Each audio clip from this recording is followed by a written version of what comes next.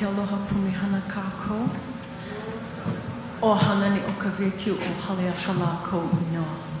Hei Hawaii au. Aloha no, aloha no. I greet you today as a native Hawaiian, one of the world's endangered indigenous people who is committed to the survival of my race. I am a member of the movement for Hawaiian independence, and I am here to discuss the liberation of my people. You cannot just dance hula and go to Hawaiian language class at night and think you're going to get a land base. You can't do that. Cultural people have to become political. It's not just that political people like myself have to become cultural. Our culture can't just be ornamental and recreational. That's what Waikiki is. Our culture has to be the core of our resistance, the core of our anger, the core of our mana. That's what culture is for.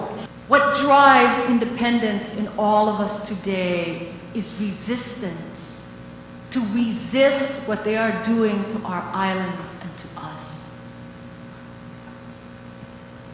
Therefore, I repeat, our philosophy as nationalist Hawaiians should be aloha Aina, an alternative to tourism and militarism. It means a profound cultural belonging to the land as our ohana, our elder brother, our elder sister, our makua, those who went before. We gave our people aloha Aina, an original indigenous Hawaiian alternative. Not democracy, not Jeffersonianism, not Reaganism, but aloha Aina. There isn't a single Western country in the world that can beat aloha Aina. They don't love their land.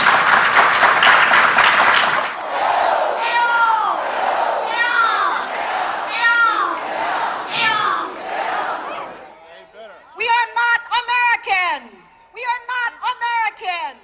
We are not American. We are not American. Say it in your heart. Say it when you sleep. We are not American. We will die as Hawaiians. We will never be Americans.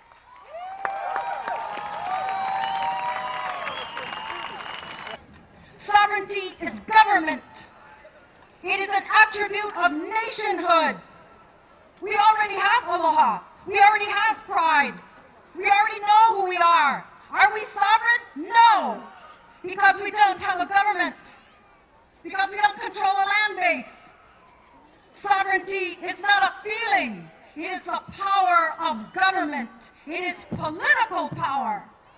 It is politics. The Americans, my people, are our enemies. And you must understand that. They are our enemies. They took our land. They imprisoned our queen. They banned our language. They forcibly made us a colony of the United States. America always says they are democratic. Lies! That is a lie! They have never been democratic with Native people. They have never been democratic with Indians. They have never been democratic with Hawaiians.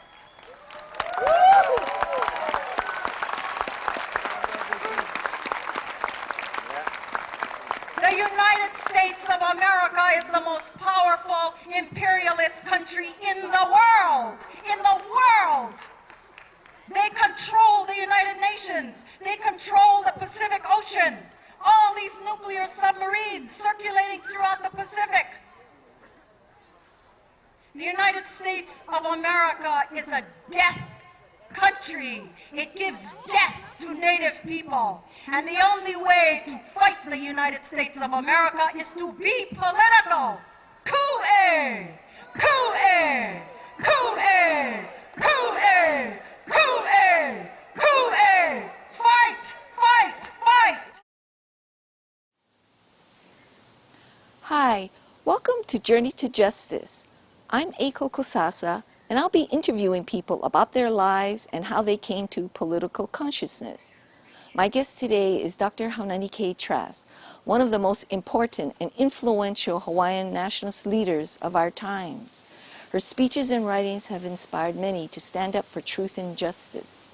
She is a professor of Hawaiian Studies at the University of Hawaii at Manoa and is known for her formidable intellect and razor-sharp analysis, especially on U.S. imperialism and the U.S. overthrow of the Hawaiian Kingdom in 1893 and its continued colonization of the islands.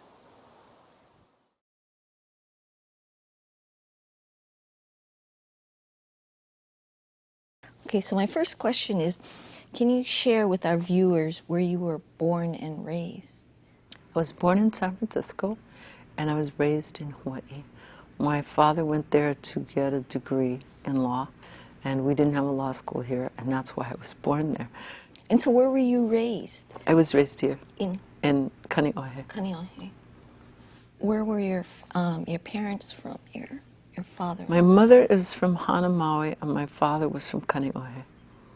And your father's family was the political family? Yes, my goodness, that's all they ever did was politics. And so, of course, I grew up like that, and my younger sister did. And the two boys, of course, in the family said, forget this, we're not going to college, we're going to go be fishermen and farmers. So, but all the women became very political in the same way. Okay. So how did you come to political consciousness? We didn't really have any choice. We were born that way because the Trasks were tremendous political people. So my father used to have me recite his closing arguments when I was a child. My mother was totally against that. He said, oh no, she'll grow up to be a great orator. So he used to put me on his, like wherever he was working, like say like that, some kind of table. And then he'd say, he always called me honey girl. Honey girl, I want you to recite back. So, of course, then I became this great orator at age 5.5 or something. And I'm grateful for it. I'm really grateful that my father did that, especially for a woman. So you were, growing up in a political family, you just became aware of politics. Yes, yeah. In every possible way, the politics of who's going to be elected. My parents used to sit there and talk for, hours on end about who did they think was going to be elected and who should we call and make sure that they know that these guys aren't going to do this. And yeah, so and it was fascinating to me. I loved every minute of it because it was so interesting. I didn't know what they were saying because I was too young, but my father was very disappointed, for example, when I didn't become, a lawyer. Even though my older sister and younger sister were lawyers, he just thought, but you're wasting your talent. So, yeah. For the past, 30 plus years, you've been a leader in the sovereignty movement. What made you decide that, that's like your kuleana? Or is that your kuleana? Yeah, I don't think I decided it. I think I was very angry at the idea that we were left out of everything and the Asians ran Hawaii. And my position is, this is our country. It's called Hawaii. It's not called China. So that's how we started the movement. The other thing was kaho'olawe. My mother's doctor was Emmett Aluli. And my mother, so conservative, sends me a note in Wisconsin saying, come home right away. There's a big movement. You need to get in that movement. I thought, this can't be my mother. This can't be my mother. And sure enough, because he was her doctor, I came home, I wrote my dissertation here, and then I had to go back to Wisconsin to defend it. And Emmett and I became bosom buddies, and they had the kaho'olawe thing was in a quandary. 2 people had already gone to prison. One of them had died, and I thought, okay, now what am I going to do? So my mother said, go and see Emmett because he was her doctor, and he said, this is what we need. And then I followed what he said, and we went into court. I hired an attorney who did it for free because he had been doing all this free stuff. And he went into court, and he said, there's no reason that they can't have Hawaiians going to this place. It's a Hawaiian place. And so we all thought he'd say no. And then the judge turned to the state and said, what's the problem with this? And they were unprepared with an answer because they thought it would be over in 15 minutes. So he said, well, answer my question. They said, well, it's dangerous. There's a bombing range there. He said, yes, and you can stop the bombing while they're doing their worship and everything else. So that was it. And then the judge said, granted, you can go to kaho'olawe. And that was the beginning of the joy of getting over there and bringing the press and all that stuff. So it was a moment. So the PKO originated that they wanted to go to kaho'olawe because Yes. it's a sacred island and they wanted to stop the bombing to worship? Yep, yep. And when we got there, that's exactly what we did. The bombing was stopped, people did their worship, and then they started to, because the island was so devastated by the bombing, they started to plant things and everything else. That was really beautiful. But still, how did that excuse me, leap from PKO to sovereignty? It didn't really. PKO was more focused on that one issue. And the sovereignty movement was something we founded, my sister and I, and a whole bunch of other people who thought it was a good idea. Then we got organized, and then we started going out and doing pamphlets and knocking on people's doors. And after a while, it became a huge movement. And I was very happy about that, because we were so afraid when we did the march that there'd only be like 100 people. The march took 4.5 hours or something like that before it ended. So This was in 1993. yeah, exactly. Yeah. It was a centennial, and so we just sat there and thought, this can't be true. And they just kept coming and coming and coming. And so then we said, well, we better start figuring out what we're going to say, because we have plenty of people here. Yeah. It was great. It was really wonderful. That's when you gave your great speech. Yeah, yeah. I was really wired up about Americans. that. Yeah, yeah. I know, it made everybody, that's right, we're not Americans. Why don't we say that? It's nice. Yeah. Would you say your years that you spent away from Hawaii helped you see what was going on in Hawaii? Absolutely. And I always tell my students, if you're going to go to college, go away from here. It's too small. It's too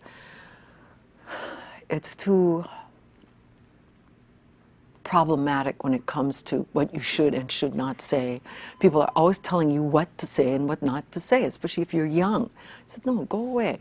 Go away, learn something, be your own person, then come back and start a movement if you want to, or join a club, or join, whatever you want to do, but get out of here. And it was good. The advice was good, because plenty of our students went away, But for you, mostly females. but for yourself, that's It was what. wonderful. Yeah. I wanted to get out of here. And you also went to, you went to University of Wisconsin, which was radical at It was that. very radical, yeah. And it was way, way out in the hinterland, because everybody in Hawaii goes to California or Oregon. And my thing is, no, I don't want to do that, because I don't want to hang out with people from Hawaii. I want to learn something different. My parents were very against it. They said, my mom said, there's snow over there. I said, yeah, be something new. They have seasons. I think, I remember too, another time you're talking about the way in which what they were supporting, it was more like egalitarian Yes. types of politics, Yes. right? Yep. Yep. And that's in great part because Wisconsin was such a racist state. And so the idea was, for example, that the legislature shouldn't hire anybody or put anybody in the legislature that wasn't white. And of course, Wisconsin has got all these tribal people. So it was very interesting, because just like the rest of the 60s, the upheaval was tremendous. The left came into its own, not just the students, but the people in Wisconsin. There's a whole part of Wisconsin that's very, very left, mostly closer to the university side than way up north. And that was they blew up buildings.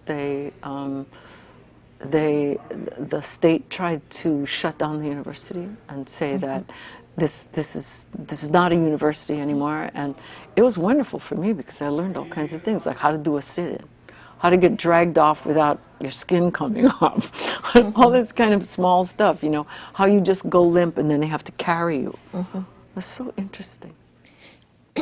I know you went to Romania, right? What did you learn when you were there? I mean, what did it teach you politically? Politically, it taught me what it's like to be so oppressed and to still fight. Romania was so oppressed, it was unbelievable. And it was strange to me that people that oppressed and so impoverished could be political still. There were places in Romania that had no roads, they had no electricity. And I thought, if people like this can keep on going, that's a good sign. Yeah, that's interesting. So then you went back to Wisconsin, University of Wisconsin. So then when your mother told you to come back, I guess you had all the experience going to Romania, seeing what was going on in Wisconsin, to have an idea of how to analyze Hawaii. Because someone was saying, you know, if it wasn't for your analysis, we wouldn't even know. You know what's great about it is that the only reason you know it is because you walked outside of the colony. You got to get out of the colony before you go home and think, this is outrageous. Yeah, and the caricature of Hawaiians by every single race, that we're somehow dumb and stupid and dance hula, and that's all we do. And every single racial entity all felt that way about us. And then came the movement, and that people used to tell me, you know, Aina, you're a racist. I said, no, you don't belong here. And that's what we're going to talk about, is who belongs, who's native, and who isn't. You guys keep pretending you're part of Hawaii. You're not part of Hawaii. You're a person who came over from somewhere else. We are the native people. And I gave him the UN declarations about the definitions of indigenous people. It just blew everybody away. It took them forever to finish it, but anyway, at least it was there. I think a lot of young people don't realize how hard it was in the beginning, because I remember you can't say the S word. Yes, that's sovereignty, right? Yeah, and it was so cowed. Students were so cowed. Their parents were so cowed. The political scene was so corrupt. God, when I saw Waihehe, I wanted to just shoot him. He couldn't even pronounce his own name. He kept saying he was going to be the first Hawaiian governor, which he was, unfortunately. He couldn't articulate, he couldn't pronounce his own name. I thought, we got to change this. What do you think made the success of the sovereignty movement? And I mean, it had a big surge in the 90s. I think it was a moment in time that Hawaiians were angry and outside people were kind of scared. Should we go with them or not go with them? And I think that helped. Now it wouldn't work because we just don't have the capacity to do it. But I think it worked for lots of reasons. There was more sense that people outside the university and people outside, you know, the logistical way Hawaii is contained made a difference. And it scared people. I think the sovereignty movement scared the non-Hawaiians, and that was good. I wanted them to be afraid of us. I was getting tired of being stomped on. And people wrote into the newspaper and said, who do these people think they are? If they don't like Hawaii, they can get out. Wham! I used to go right back and say, really? What's your name? Where did you come from? You didn't come from here. That's where I started my 10 flights a day United Airlines. People were furious at me. I said, no, Hawaiians need to stand up and say what they think. Get out. That's what. You don't like my country, get out. You don't like our language, get out. You don't like the way we look, get out. We didn't ask you to come over here. Oh, people were so angry. I said, good. Now you know what it feels like to be angry. What would you say is your greatest accomplishment you feel you've done in your lifetime? The sovereignty movement. And then the second one is the building. The building is lasts longer than the sovereignty movement, but the sovereignty movement was a form of saying, we don't want to be Americans. We are not Americans. That just shocked people. People could, after the sovereignty movement, all this other stuff came. People started, for example, people running for office would make every attempt to go and talk to Hawaiians. Before, they didn't give a rip because Hawaiians didn't vote. They didn't vote because you didn't care. So now it changed. You can't now say the racist things people used to say about Hawaiians and that Hawaiians used to say about themselves. You can't say that anymore because you're going to be attacked as a racist. That was impossible during our era. Nobody even thought of it. Yeah. No, I haven't heard anybody say anything like that. Right, that's a very tangible thing. Yeah, it is. of Almost a all the ones change. that came through now, in our era, all speak Hawaiian, which makes them really, really proud. So the pride carries you through your life. You can't get away from the value of school, especially if you have a PhD and you're Native. It really matters. So are you saying then you, for Native people, because you're under siege, it's important to get the degree. Yes. But you got to use the degree as a tool. Yes. To make the Yes. change. Yeah, and that's the whole point of Hawaiian Studies, was to say to students, we know why you don't want to go to the Haole University with the Haole teachers. Come over here. And that was Tony Marcel's idea. He said, you got it, Haunani, let's do it together. I will tell the university they need to do this, which he did, and they said, all right, sounds good to us. All my children are in Hawaiian Studies, my students. That's my beloved right there. And they came back. That's what I really loved about them, because now they're lawyers. These are all females. I never helped the men, because to me, they should go to men. Yeah, I think Hawaiian men can do the best things that they do as men, and then the women do the best things that they do as women. That was the olden days before contact, and that's the way it is now. And it just so happens some people do politics like me. Would you say what makes the issues confusing is American ideology of racism and individualism? So Yep. when you're saying Hawaiians, Right. they think you mean race, but Yes. you're talking nation. Right, that's exactly correct. And the idea that we are a nation, just like all the Indian nations, so irritates people that they used to come up to me and say, if you don't like Hawaii, you should leave. The classic. Kicking out the native while you stay here on my stolen land. Yeah. They don't have any idea what happened to Hawaii. None. They don't know the past, they don't know the overthrow, they don't know the language, they don't know anything. It's what I call bonga bonga land. You come here for a hula and Hawaii, and you know, it's just ours. And that's why people were furious at us. Remember the what do they call it? The Hawaii Visitors Bureau was furious at our movement, saying, you're driving out tourists. They said, I hope so. Get out. I thought people were going to beat me up, really. I had bodyguards. I had Hawaiian male bodyguards this big, way above me, because everybody was so scared I was going to get punched out. I thought, you know, they do that. Yeah, but unfortunately, we don't have a movement anymore. What do you think is, the reason or the obstacles? Part of it, I think, is the economy. All my students work. So there's no time to think about anything except more work. The other thing is Hawaiians want their babies now, because we're a dying people. So almost all my students at some point, they got children. And that comes before anything, movements or anything else, which I totally agree with. So those are the two main things, and work. It used to be, when we started it, they didn't go to work because they didn't need to. Now everybody works, and that's a death knell to talking after class. Or I used to try and arrange times when they were free, but it turns out they're never free. So I can't talk to them except in class. What, I know the answer. What do you think of the United States? Get out of my country. Get out of everybody else's country.